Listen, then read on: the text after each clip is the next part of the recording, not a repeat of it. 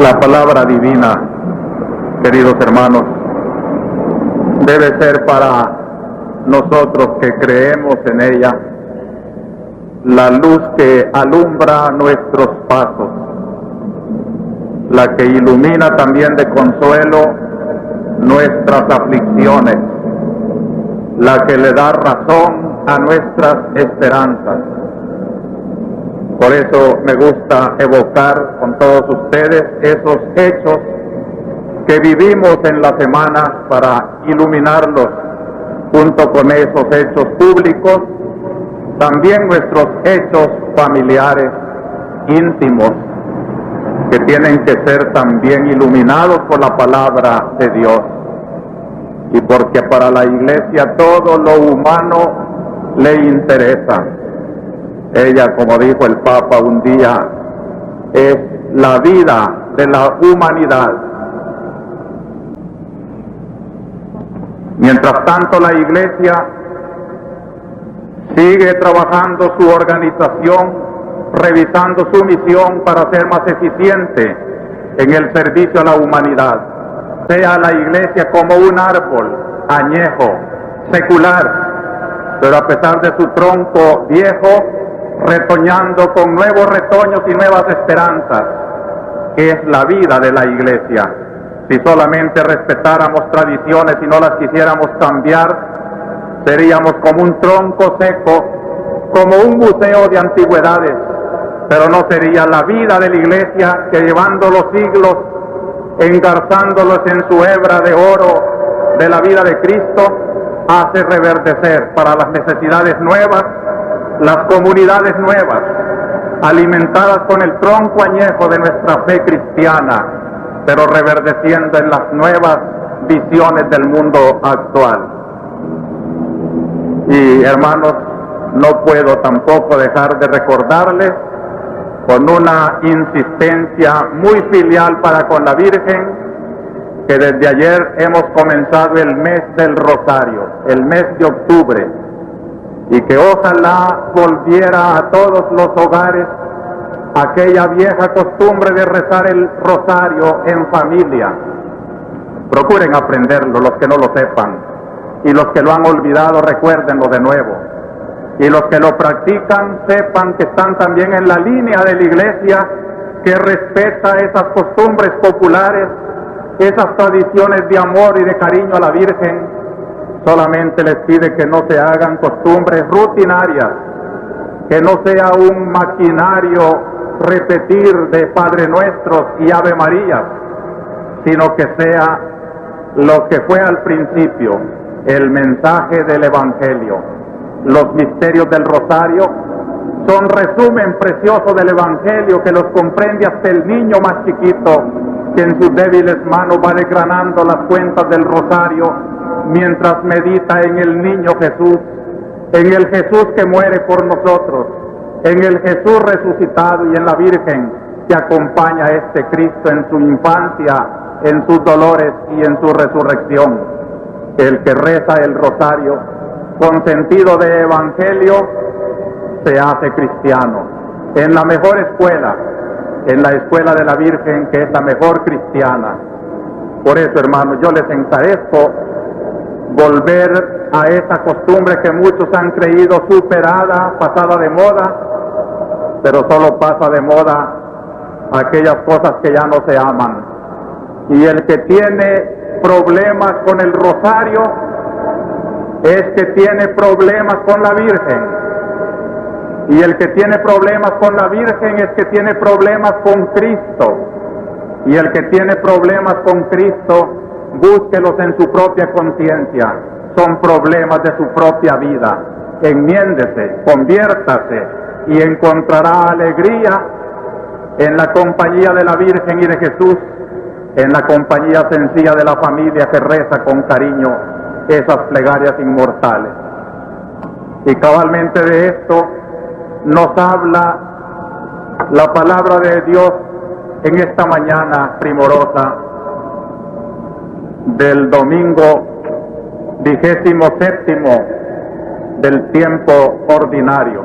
Va avanzando el año hacia el encuentro de un nuevo año Y la iglesia se preocupa de que sus cristianos, como en una universidad, vayan aprendiendo más y más la mística de su reino, su doctrina y sobre todo su vivencia. Hoy podíamos calificar nuestra homilía, la iglesia, comunidad de fe. La fe es el tema de las tres lecturas. La fe que ilumina la problemática insoluble en la mente del profeta Habacuc. La fe que Pablo le da como secreto de solución a su discípulo Timoteo, quizá en una crisis de su vocación. Y la fe es la que Cristo responde cuando los apóstoles le piden con una súplica que debía de ser la nuestra en esta mañana: Señor, aumentanos la fe. Es hermosa la respuesta de hoy. El profeta Habacuc vivió posiblemente en los tiempos de la invasión de los caldeos y de los asirios a la Tierra Santa. Él, como los profetas, mirando el futuro, como que confunde dos planos: el plano de la injusticia interna de su pueblo y el plano del castigo justiciero de Dios por medio de un ejército invasor que va a castigar como azote los pecados de Israel.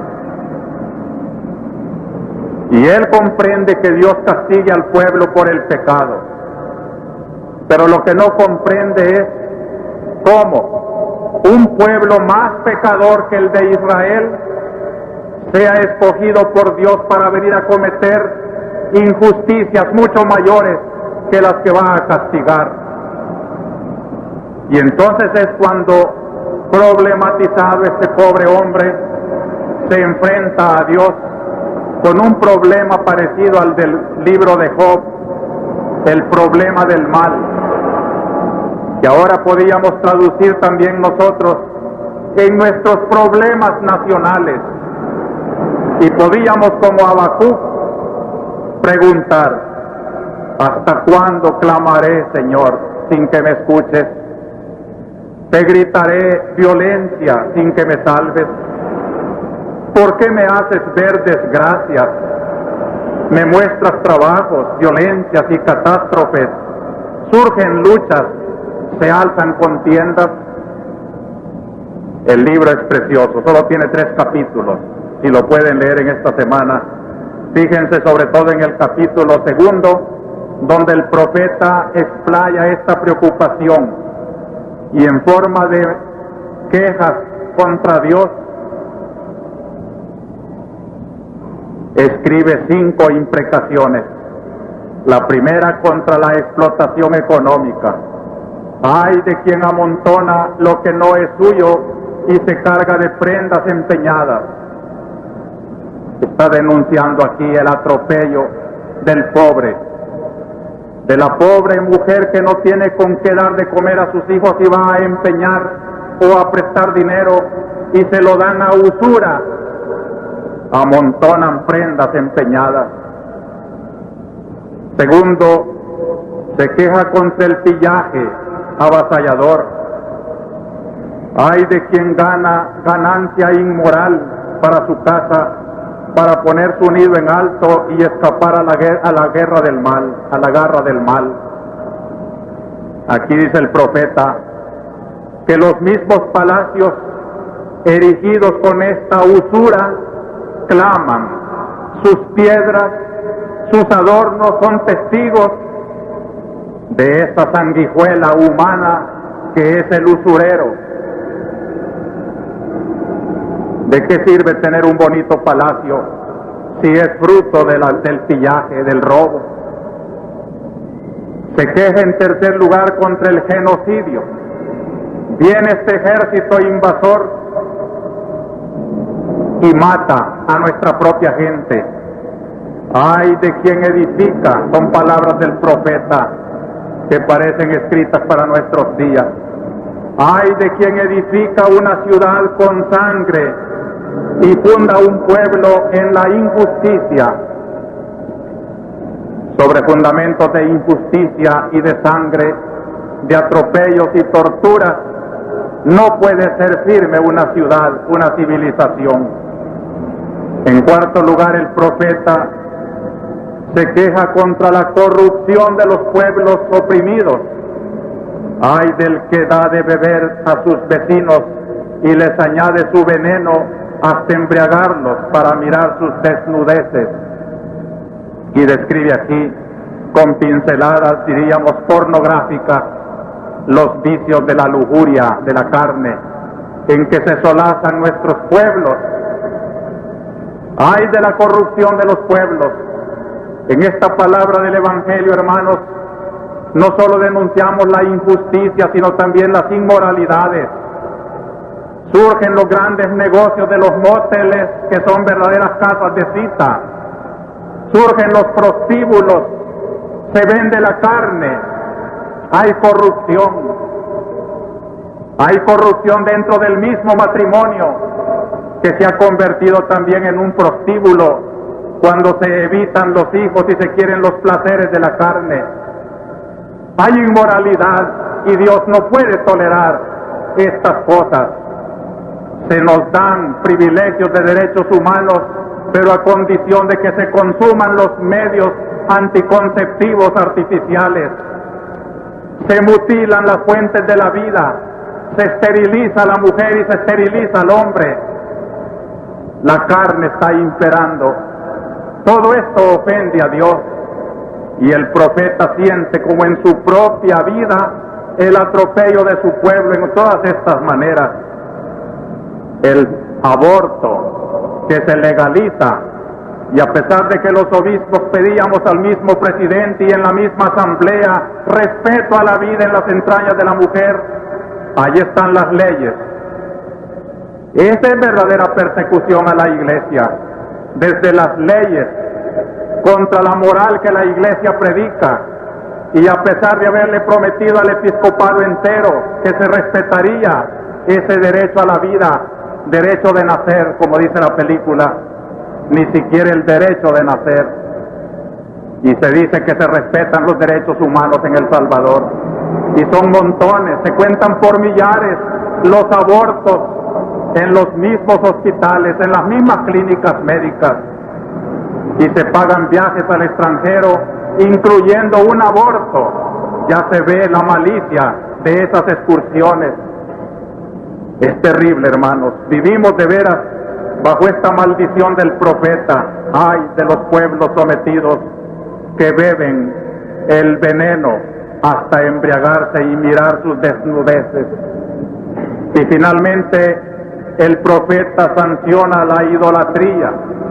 Ay de quien dice al madero, despierta, y a la piedra muda, levántate. Sí, están cubiertas de oro, pero ni un soplo en su interior. Naturalmente que ya nosotros no tenemos aquellas idolatrías de los caldeos y de los asirios, pero el oro sigue siendo un becerro que muchos adoran, y por adorar ese becerro de oro, sus riquezas, son capaces de atropellar todos los derechos y mandar a matar y destruir y calumniar, decir todos los epítetos contra una iglesia que no hace otra cosa que reclamar lo del profeta. Ay de ustedes los idólatras, que hacen de su oro un dios, pero que no tiene vida por dentro. Es metal, que metaliza también el corazón cuando se postran ante él. Ante estos hechos, estos problemas que son la realidad de la historia, el pecado en el mundo, la respuesta de Dios se oye en la primera lectura ya. El Señor me respondió, escribe la visión. La visión espera su momento, se acerca su término y no fallará. Si tarda, espera, porque ha de llegar sin retrasarse. El injusto tiene el alma hinchada, pero el justo vivirá por su fe. Hermanos, este es el mensaje que yo quisiera que se clavara en cada corazón. El justo vive por su fe. La fe es la única que puede darnos una respuesta adecuada a tantas injusticias, donde parece que reina la injusticia, el atropello, la fuerza bruta. El justo como que se siente inerme. Qué poco podemos desde la iglesia débil rebatir los atropellos de la dignidad del hombre. Sin embargo, tenemos la fuerza vigorosa de Dios, la fe. El justo vive de fe. Esta es la vida que yo quisiera para todos los corazones. Cuando Cristo nuestro Señor en su Evangelio también nos invita a la fe, dice, si tuvierais fe como un granito de mostaza, haríais prodigios parecidos a esto que no es más que una figura retórica en el Evangelio, pero que quiere expresar una realidad. Le diríais a una morera, arráncate de raíz y trasládate al mar, y os obedecería. No es necesario trasladar un palo al mar, pero hay cosas que parecen más imposibles. Por ejemplo, ¿cómo va a cambiar esta situación de El Salvador? Por ejemplo, las familias que lloran los desaparecidos. ¿Cómo aparecerá mi hijo, mi esposo, mi hermano? Ante esta potencia de las armas y de la fuerza, qué chiquito se mira el hombre inerme. Sin embargo, si ese pequeñito a las fuerzas del mundo tiene la fe de Dios, es más poderoso que todos los ejércitos. ¿Qué es la fe? Hermanos, mi mayor temor en este tiempo es que mucha gente está perdiendo la fe, y el mayor crimen que los criminales cometen con tantos abusos de violencia es poner en tentación la fe de la gente y poner la confianza en las brutalidades de la violencia. Cuidado, hermanos. Hay muchos, sobre todo entre los jóvenes, que ya no creen en las fuerzas espirituales y se lanzan a la guerrilla, y se lanzan al secuestro, y se lanzan a la violencia, como si allí estuviera la solución. ¿Cómo quisiera yo desvirtuar todas esas falsas idolatrías que al fin y al cabo no son más que debilidades de la carne y que no conducen a nada bueno, para poner en cambio en el corazón de los guerrilleros, de los violentos, de los que atropellan, de los que torturan, de los que ponen su fuerza en el dinero o en la política, que la fuerza solamente viene de Dios y que solo la fe es capaz de trasladar montañas y de hacer felices a los pueblos y a la historia. ¿Qué es la fe?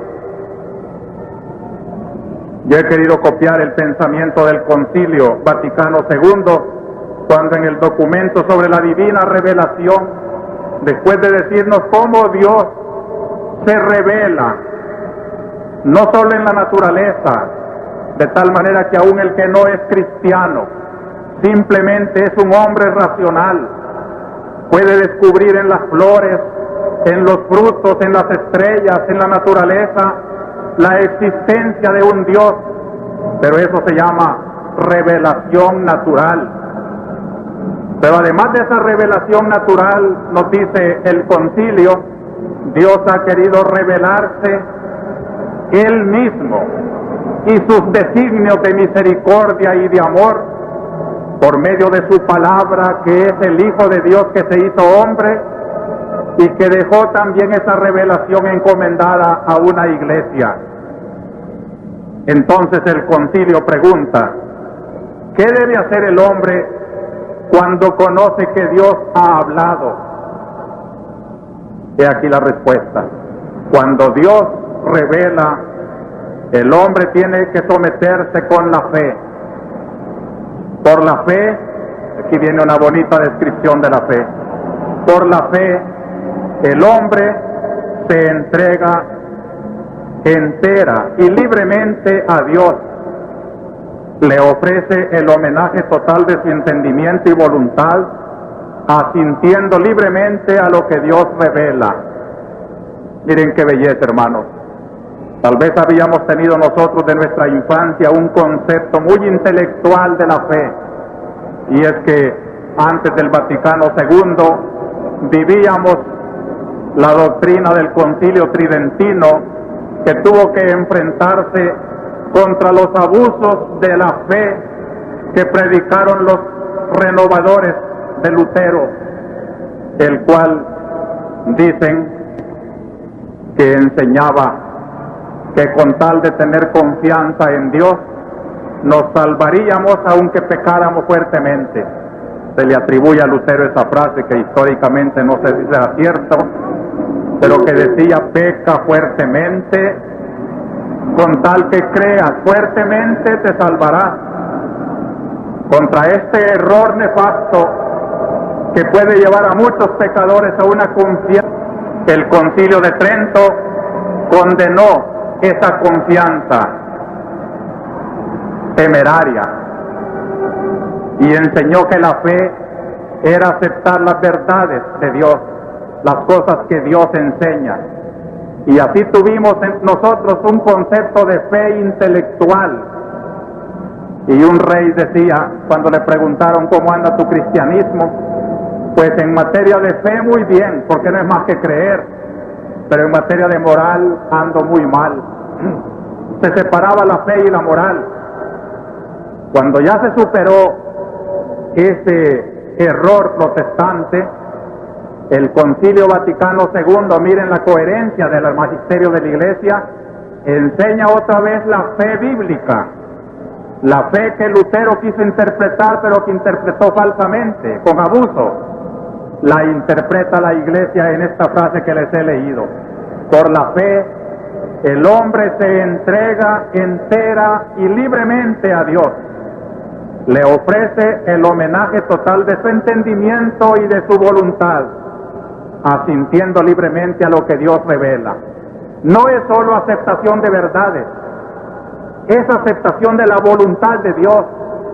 No es solo entrega de mi mente a las verdades de Dios, es entrega de mi mente y de mi corazón a lo que Dios quiere. ¿Quieren un acto de fe preciosísimo a los ojos de Dios? Oigan a María cuando Dios le pide el consentimiento de la colaboración en la redención. He aquí la esclava del Señor, hágase en mí según tu palabra. Este es un acto de fe, una aceptación del misterio de Dios sin comprenderlo, pero una aceptación del que es omnipotente y todo lo sabe. Yo no lo entiendo, pero lo acepto. En sus manos no soy más que un pequeño instrumento. Por eso no comprendo el misterio de la historia. Por eso no comprendo que la injusticia se intronice y que otras injusticias mayores sean escogidas por Dios para castigar menores injusticias. No lo entiendo, pero sí entiendo que me entrego a Dios y que Él es el dueño de la historia y que los mismos azotes de Dios serán también echados al fuego cuando ya sean inútiles para sus designios amorosos. Después el Concilio Vaticano II dice que la fe no es una cosa que brote de nosotros solos. Fijémonos mucho en esto, hermanos, porque la fe no depende de ti. Para dar esta respuesta de la fe, dice el concilio, es necesaria la gracia de Dios que se adelanta y nos ayuda, junto con el auxilio interior del Espíritu Santo que mueve el corazón, lo dirige a Dios, abre los ojos del Espíritu y concede a todos el aceptar y creer la verdad.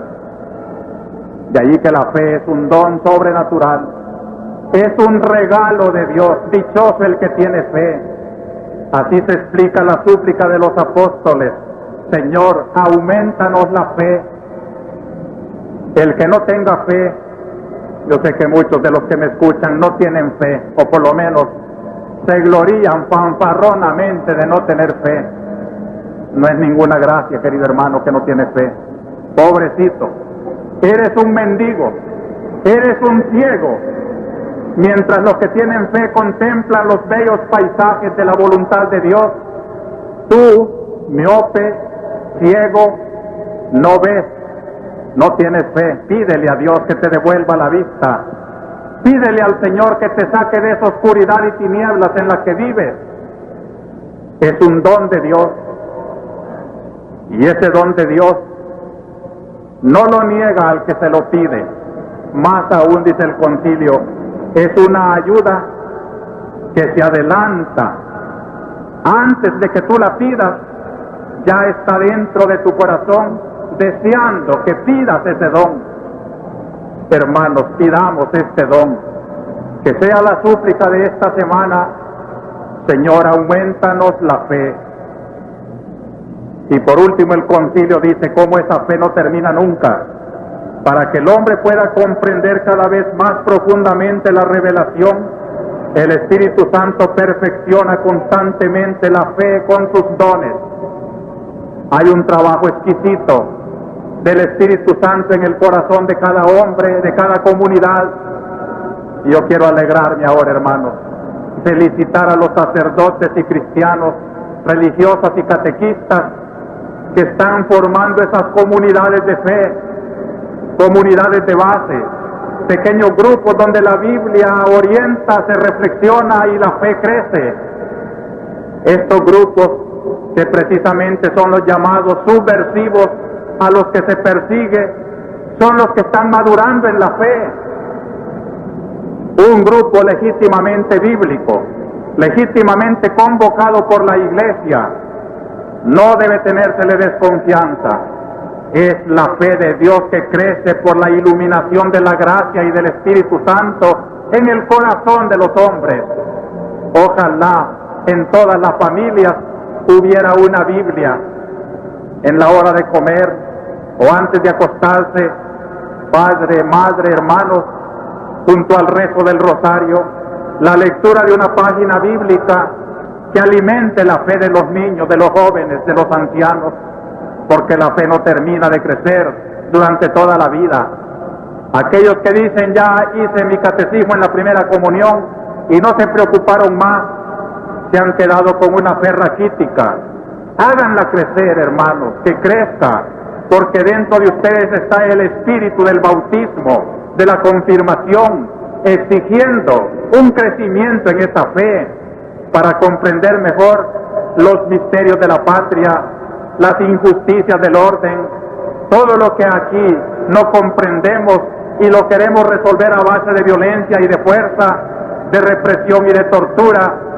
No se resuelven así las cosas. Es desde el fondo de la fe, desde los designios de Dios en la historia, como el hombre tiene que colaborar, no estorbar esos designios del Señor.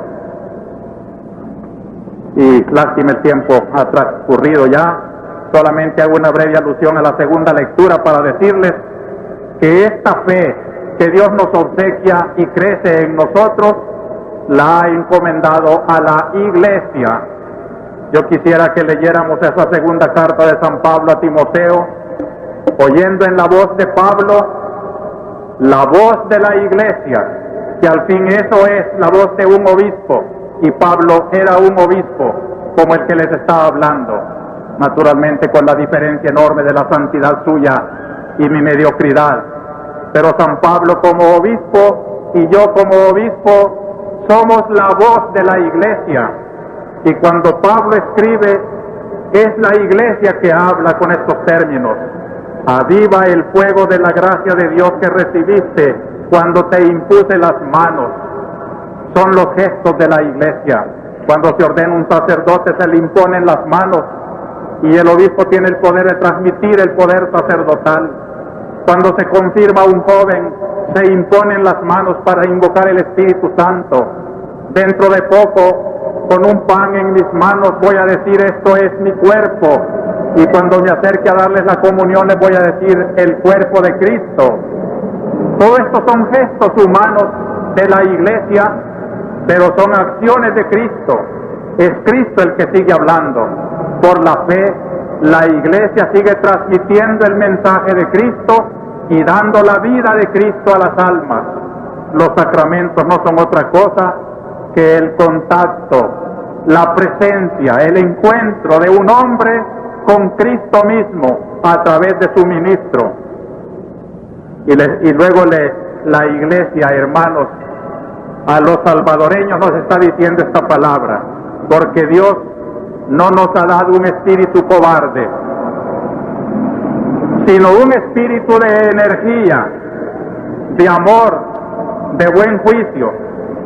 No tengas miedo de dar la cara por nuestro Señor y por mí, la iglesia, por mí su prisionero.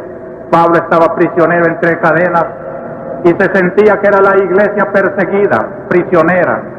Pero desde las cadenas puede decir a todos sus hijos: yo, iglesia perseguida, soy el rostro de Cristo. No te avergüences de ser mi hijo. Ay de los que se avergüenzan de la iglesia y de los que continúan la campaña difamatoria contra la iglesia. Se ríen de su propia madre. Toma parte en los duros trabajos del Evangelio según la fuerza que Dios te dé. Ten delante la visión. Miren otra vez la palabra que Dios le dice a Habacuc: la visión, escríbela, y a tu tiempo verás que cumplo.